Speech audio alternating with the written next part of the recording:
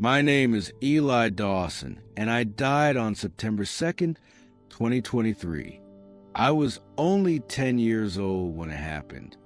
I lived with my mom and older sister in a quiet suburb just outside of Charleston, South Carolina. I loved playing outside, especially when the rain had just stopped and the air smelled like wet pine needles. I was a quiet kid, the kind who always had a notebook in his backpack and spent more time drawing angels and dinosaurs than talking in class. No one ever expected that I'd be the one to have a story like this. But what I saw, what I heard from Jesus himself, I can never forget, and I can't stay silent either. It was a Saturday morning, and my mom had taken us out to visit my grandparents. I remember I was playing in the backyard with my cousin Gabriel, trying to show him how fast I could run from one end of the grass to the other. We were laughing, breathless from chasing each other, when it hit me. A pain in my chest so sharp and sudden I collapsed before I could call out. The last thing I saw before everything went dark was the blue sky above me flickering, like someone had just turned off the lights in heaven. What followed didn't feel like sleep. It wasn't a dream either. One moment I was on the grass, my mom screaming my name and someone dialing 911, and the next, I was floating, not like flying with wings, but like I was weightless and rising without any effort. I could see them below me, my body lying still, my cousin frozen, my mom crying and pounding on my chest. The ambulance sirens were echoing in the distance, but I wasn't afraid. I wasn't even confused. It felt peaceful, like I had slipped through some invisible door and stepped into something bigger than anything I'd ever imagined. Everything around me began to glow. It wasn't just light, it was alive. The air shimmered with something I could only describe as music. Except it wasn't coming from any instrument. It was like every particle of light was singing a note that made my whole being feel known and safe. Then the light pulled me forward. No walls, no tunnel, just movement. I was being drawn towards something that felt holy and pure and infinite. That's when I saw him. He was standing in the middle of this radiant place, brighter than anything, but I could still see him clearly. He looked like a man, but more than a man. His eyes were the first thing I noticed. They weren't just looking at me. They were reading me, knowing me, and still loving me. He didn't speak with his mouth. He didn't have to. The words just appeared inside my heart like they'd always been there. And he said, "Eli, you are mine." I fell to my knees, not because I was afraid, but because my soul knew he was everything I had ever longed for. The warmth that came from him was like standing in front of the sun, only instead of burning, it healed. I felt every fear, every ache, every lonely thought I'd ever had melt away in that moment. I remember thinking, so this is what it feels like to be home. Then he looked at me, and the warmth shifted. It didn't go away, it just got more serious. Still loving, still gentle, but there was weight behind his gaze. "You cannot stay," he said. "You have something to tell them." I didn't understand. I looked around at the beauty, the peace, the light that seemed to hum with love, and I didn't want to leave. But why? I asked in my heart, why me? I'm just a kid. He walked toward me and knelt so we were eye level. "Because you will speak what others won't. Because your voice has no agenda. Because what you saw will not be twisted. And because time is shorter than they think." His words hit me like waves, truth flooding my insides in a way I couldn't resist or forget. Then his face turned somber. "There is a message I must show you," he said. and it will not be easy to carry. I nodded, not because I was brave, but because I felt his love even in the seriousness of it. He touched my forehead, and everything around us shifted. The light dimmed slightly, and I suddenly felt like I was standing at the edge of something terrifying, like we were about to step into a storm. But even then, I wasn't alone. He was with me, holding me, and what he was about to reveal would change everything. The moment Jesus touched my forehead, I felt like I was being transported, not through space, but through time. The peaceful glow around us faded into something darker, thicker, like a fog made of sorrow and fire at the same time. I wasn't afraid, not in the way you'd be if a monster jumped out of the shadows, but my whole soul was trembling. Jesus was still beside me, calm and steady, his presence like an anchor in the storm we were about to face. He lifted his hand and pointed, and suddenly the fog parted. What I saw didn't look like heaven or earth. It looked like something in between, like a giant screen stretching across the horizon. Only it wasn't made of pixels. It was alive. I could feel the images, not just see them. The first thing I saw was a world shaking, cities crumbling, skies turning red, people running, not from war, not from storms, but from something invisible, a deep fear, a fear that crept into their hearts and made them turn on each other. Parents locking their doors against their neighbors, churches closing their doors to the desperate. I saw leaders speaking on stages, but their words were empty, hollow. They were promising peace, but carrying swords behind their backs. Jesus spoke, not with anger, but with heartbreak. They no longer see me. They see only themselves. Then I saw something stranger. People with glowing marks on their hands and foreheads. Some were proud of them. Others were confused and afraid. A few tried to wipe them off, but they couldn't. The marks weren't physical. They were spiritual. They represented allegiance, choice. I asked Jesus what they meant, and he looked at me with a mixture of sorrow and truth. These are the signs of those who bow not to me, but to the system of fear. I didn't understand fully, but something deep inside me did. The world was being divided, not by race or nation or wealth, but by trust, by what people chose to put their faith in when everything else collapsed. Then I was shown another vision, one that chilled me more than the chaos. I saw children, hundreds of them, even thousands, being taught things that made their spirits dim. Not just lies about the world, but lies about themselves. Lies that made them forget they were made in God's image. Teachers with kind smiles handing out poison wrapped in colorful paper. Screens glowing with images that looked harmless but carried whispers of darkness. Some of the children looked confused. Some cried, but many just absorbed it, not even knowing they were being stolen from. Jesus turned to me, his voice firm now. This is why I'm sending you back. Because the little ones are being led astray, and their guardians sleep. His words hit hard. I thought of my own sister, of the kids in my Sunday school class. How easy it was to get distracted, to believe everything you saw online, to trust the wrong voices. Then the scene shifted again. I saw churches, big ones, small ones, filled with people singing and preaching. But something was wrong. I could see through the walls, into the hearts. Some people were shining with genuine love, but others, their light was dim. They sang loudly, but their minds were elsewhere. Some pastors spoke of Jesus, but behind their eyes I saw pride, control, even greed. Jesus whispered. Many honor me with their lips, but their hearts are far from me.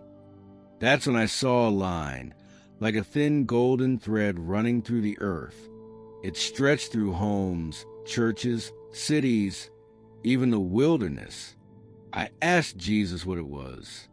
He said, "This is the remnant, my chosen ones, not chosen for privilege, but for purity. They have been refined by fire, rejected by the world, but they have not let go of me. They struggle, but they still believe, and they will shine when the world grows darkest." I felt something stir in me, a mix of hope and sorrow. Hope that there were still those holding fast to the truth. Sorrow because they were few. And I understood then that the warning Jesus gave me wasn't just for the world. It was for the church. "Tell them," Jesus said, "that my return is closer than they think, not as a date to fear, but as a call to prepare. I do not come to scare, but to separate the wheat from the weeds, the real from the fake, the humble from the proud." Tears filled my eyes. I didn't know what to say. I was just a boy. What could I do? Jesus placed his hand over my heart again, and this time I felt power. Not the kind that makes you strong in your muscles, but strong in your soul. "You are not alone," he said. "I will speak through you. Just be faithful. Just be willing."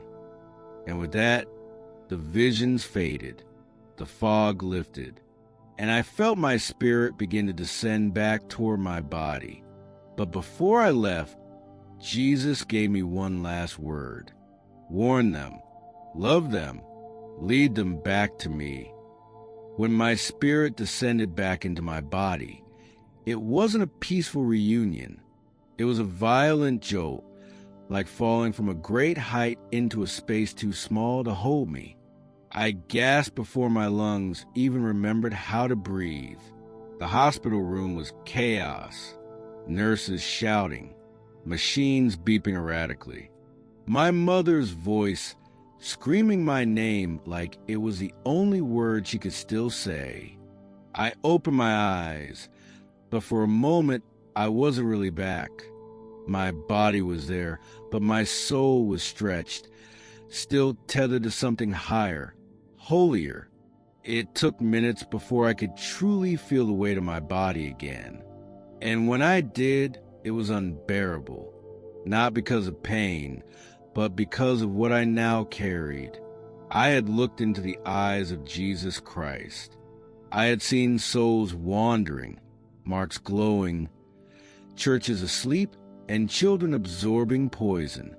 I had been shown what so few ever see, the true cause of spiritual blindness. And now, I was just a child again, a boy lying in a hospital bed with monitors taped to my chest. How do you explain eternity to people trapped in time? The doctors called it a miracle. They said I had flatlined for nearly 4 minutes and then, without any medical explanation, returned. One nurse whispered that she had been praying. Another said she saw a strange glow around me just before my heart started beating again. But the first person to truly listen was my mother. I told her everything. Not all at once, but piece by piece as my strength returned. At first, she looked at me the way parents look at children with wild imaginations. But then I told her things I couldn't possibly have known, like what the nurses were doing while I was unconscious. I described a tool that had fallen under the bed, something she had seen but not told anyone about. I told her the names of angels I had never heard before in any book or movie.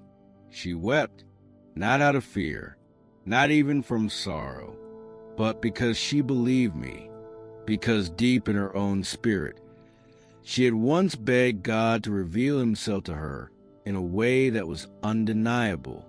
And now, through her son, he had. But not everyone was as open. Word spread quickly in our church community. Some were intrigued, even moved. Others dismissed it. He was just hallucinating, one elder said. Near-death experiences are all chemical. Don't make doctrine out of dreams.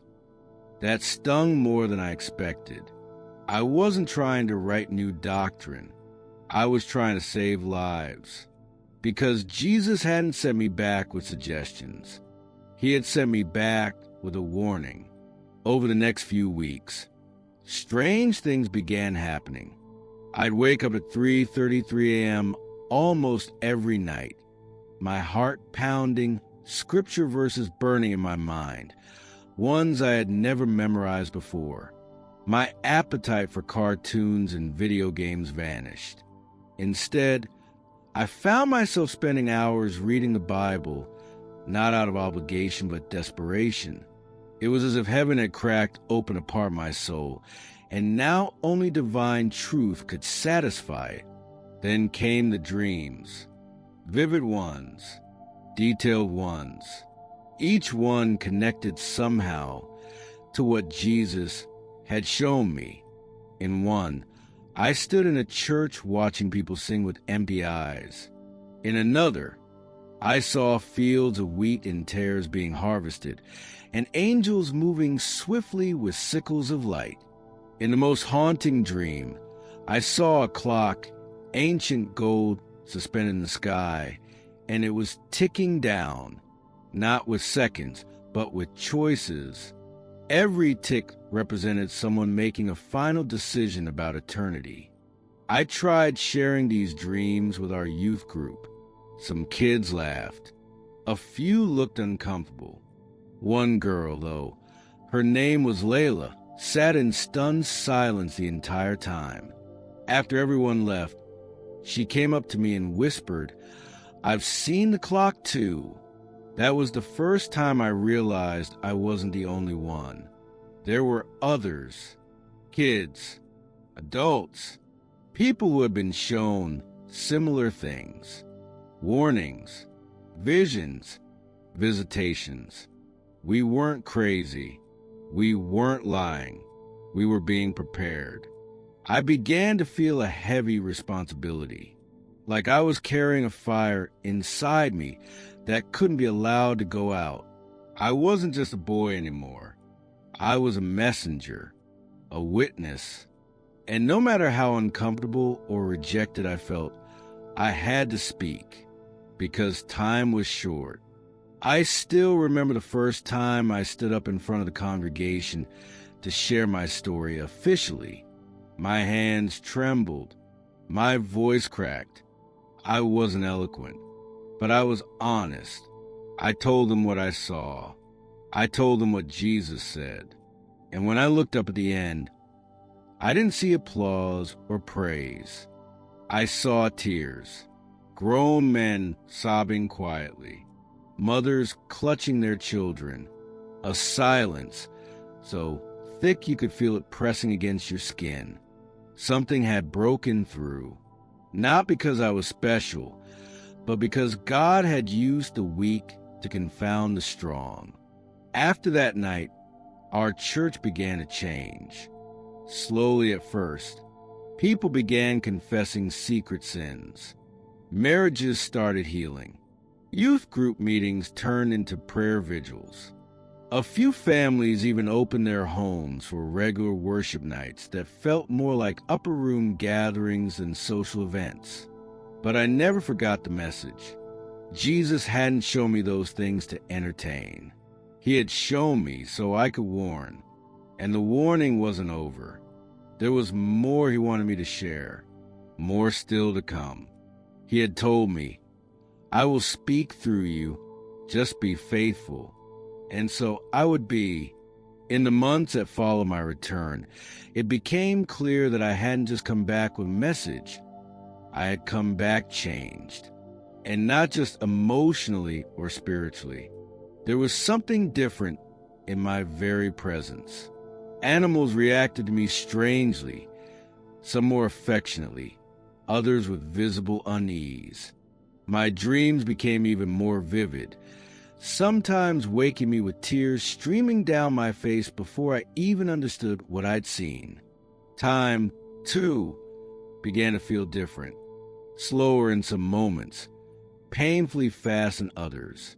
It was like living in two realms at once, Earth and eternity, each tugging at me in opposite directions. One night, around mid-April, I woke from a terrifying dream. In it, I was standing on a shoreline in a massive wave. A black one, unlike anything in nature, was rushing toward the land. But the wave wasn't made of water. It was made of voices. Screaming, laughing, mocking voices, all tangled together like a storm of despair. Just before it hit, I saw people turning their backs to it, distracted by glowing devices in their hands. They never saw it coming. When I told my mom, she didn't question it. She prayed with me. She fasted with me. And then she did something brave. She shared my dream with our pastor. To my surprise, he took it seriously. He called a special prayer night for our church. And what happened next, I still can't explain fully. That night, as we gathered in the sanctuary, maybe 40 of us in all, the atmosphere felt heavy, almost electric. People were worshiping, yes, but something was shifting. Suddenly, people began falling to their knees, repenting aloud, many for things they'd never confessed before. There were cries, wails, laughter. A woman collapsed under the power of something greater than us and began speaking words no one could understand. Our pastor discerned it as a message from the Spirit, and his interpretation stunned the room. The hour approaches like a thief. The cloud of voices rises. Do not sleep as others sleep. Awake, my bride, and trim your lamps. The next morning, the local Christian radio station called it a revival, and maybe it was, but to me it was something deeper. It was confirmation. The wave was real, and it was coming. Around that same time, my dreams began showing dates. I'd see calendars with single days circled, some in red, some in gold. May 13th, June 5th, September 18th, always flashing once, and then fading before I could ask what they meant. But each date felt weighty. I started writing them down in a journal, praying over each one. On more than one occasion, after one of those dates passed, a global news event occurred. A natural disaster, a political upheaval, a strange sign in the sky. Coincidence? Maybe, but I had stopped believing in coincidence the day my heart stopped beating, and I met Jesus face to face. Then something even more frightening happened. I started seeing the marks again, not in visions, not in dreams. In real life, at first it was subtle, a faint shimmer on someone's forehead as they walked past me at school, a momentary glow in the corner of my eye during Sunday worship. I thought I was imagining things, until I reached out and touched a classmate's shoulder, and she recoiled, looking shocked. "How did you know I was thinking about that?" she asked. I hadn't spoken a word, but I had known. I could feel her regret before she even opened her mouth. It wasn't just visual anymore. It was sensory, emotional. I could feel the temperature of people's souls, and some were ice cold. I stopped trying to explain it. I stopped trying to convince others. I simply obeyed. When God told me to speak, I spoke. When He told me to weep, I wept. When He told me to stay silent, I closed my mouth, even if it burned. Some people started calling me strange. Others called me gifted.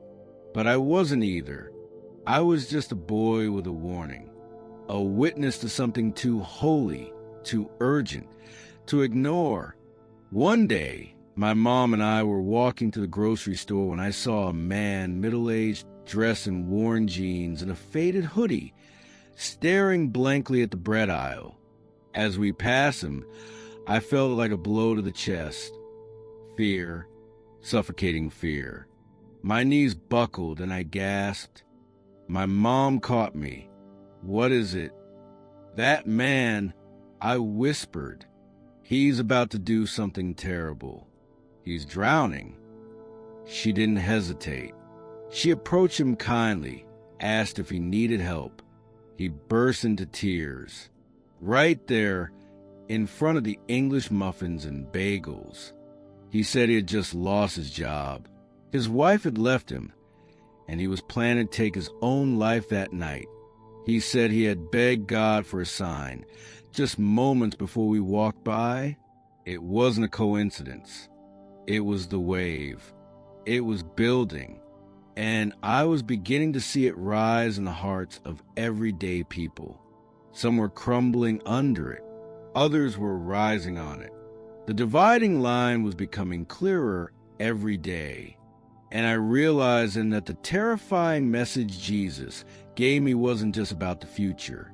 It was already happening, right here, right now. This wasn't about earthquakes or wars or economic collapse, although those may come. It was about hearts, about the invisible line between surrender and rebellion, between light and darkness, and it was moving swiftly. Jesus had shown me these things not to scare me, but to prepare me, and now he was showing them to others too. I wasn't alone anymore.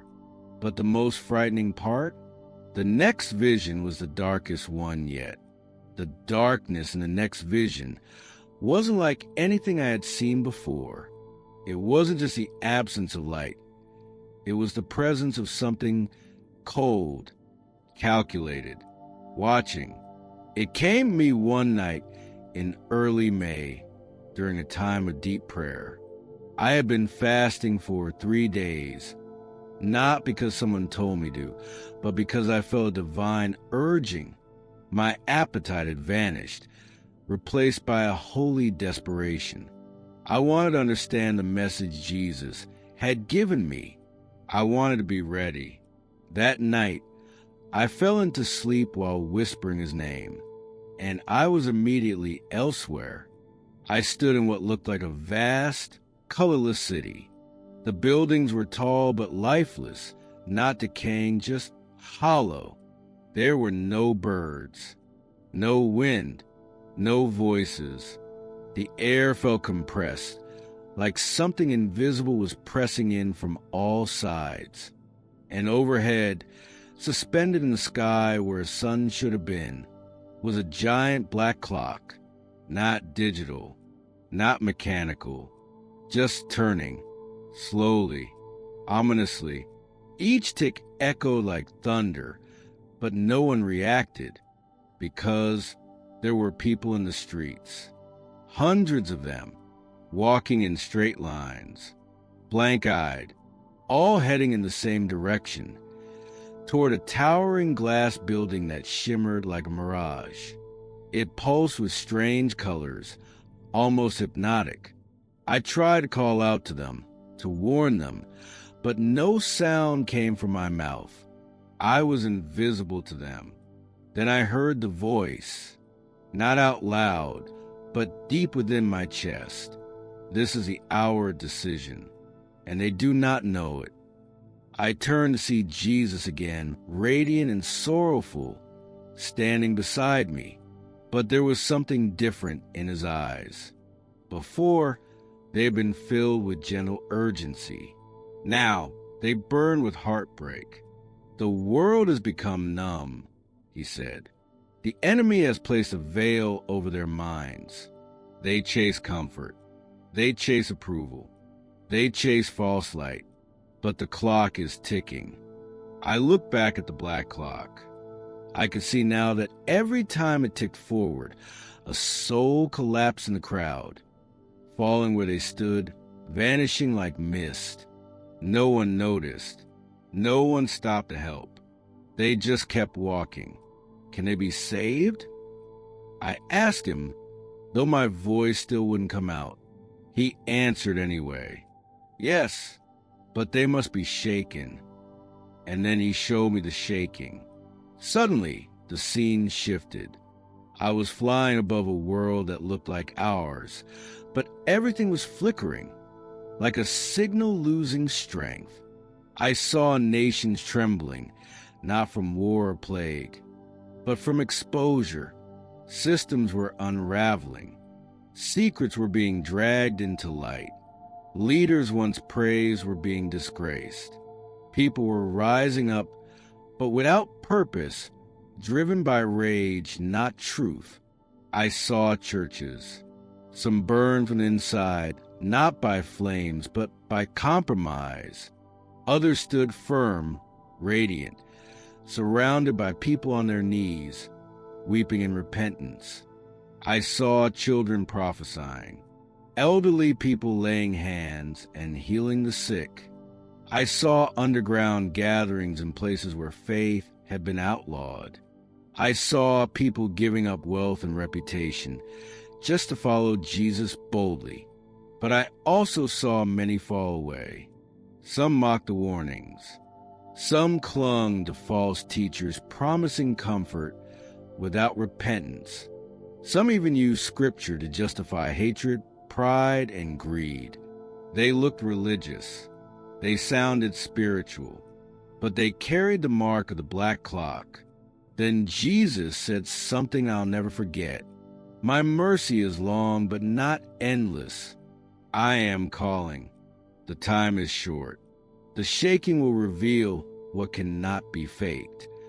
And then I was standing in my bedroom again, sweating, trembling, gasping for air. My Bible had fallen open on the floor, and I saw the verse staring up at me. Once more I will shake not only the earth, but also the heavens. Hebrews 12, verse 26.